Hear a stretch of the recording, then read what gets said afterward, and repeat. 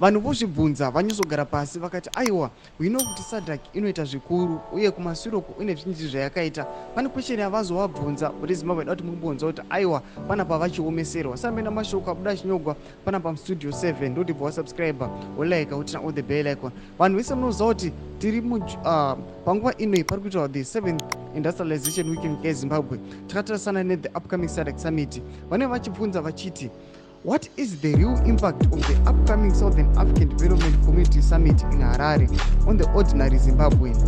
As government builds mansions for heads of state for a 4-day stay, one wonders where the benefits will trickle down. #SADC Summit, #Zimbabwe. Studio 7 iri vachibvunza ichiti aiwa what is the real impact? Impact yainopa kune vagari venyika yeZimbabwe.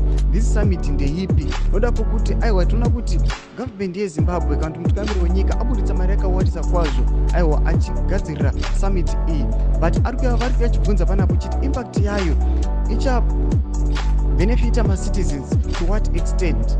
We just know kuti aiwa mamillions angobuda but apapona kana impact yekuti maZimbabweans anobenefita. Studio 7 iri yachibvunza ichiti these luxurious mansions aiwa nemavillas anongovakirwa just for 4 days vakomana vorwa pasi, but vanhu venyika yeZimbabwe hapana change, hapana zviri kumboitika. Chikotidze mafungiro enyu muri kudii pamusoro pamubvunzo wabvunzwa vakomana asi vamoziva kuti aiwa SADC ndo yakatonegleta the flawed elections akaproviwa nethe Siom team.